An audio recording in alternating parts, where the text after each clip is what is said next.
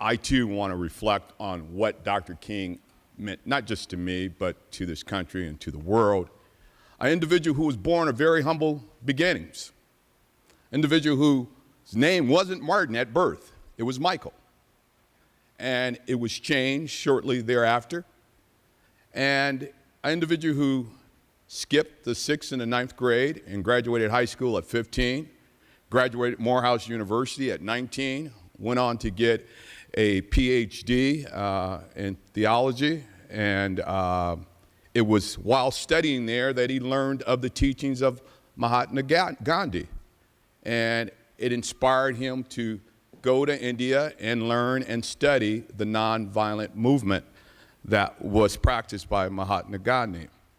An individual who his only desire was to be a Southern Baptist preacher at an urban church. That's all he wanted to do. But due to time, due to circumstances, due to conditions of the time, he was forced into a movement he did not seek, but a movement that he did not run away from. He embraced it. As we stated, we adjourned in the memory of Nelson Mandela a few weeks ago, and as we were doing so, I reflected on the parallels of both Nelson Mandela's life and Martin Luther King's life. And the apartheid movement, Dr. King was part of that. He was all about ending apartheid in South Africa. And the successes that we saw in South Africa were due to the life of Dr. Martin Luther King. He was the youngest man to be awarded the Nobel Peace Prize at the age of 35. In 1963, he was recognized as Time Magazine Man of the Year.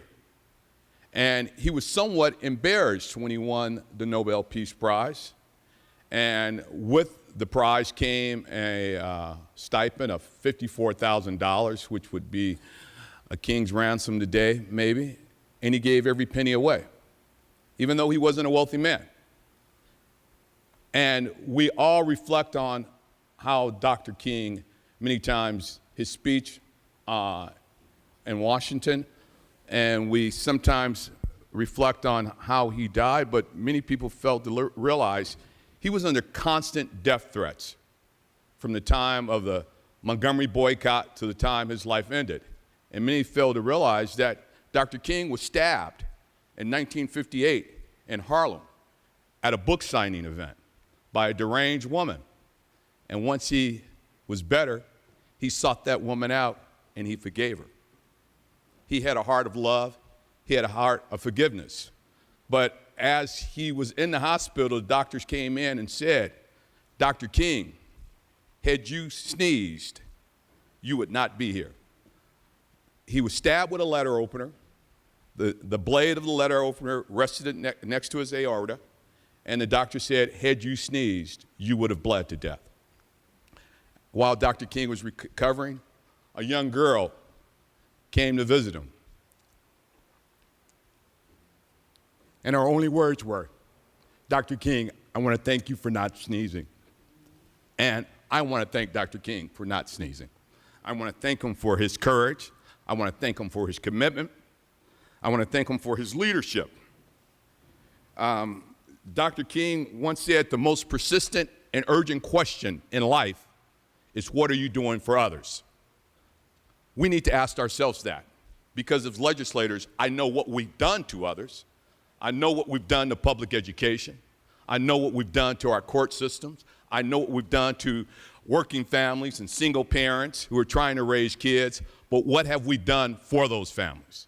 And it's time as legislators that we step up, because we're all public servants at the end of the day.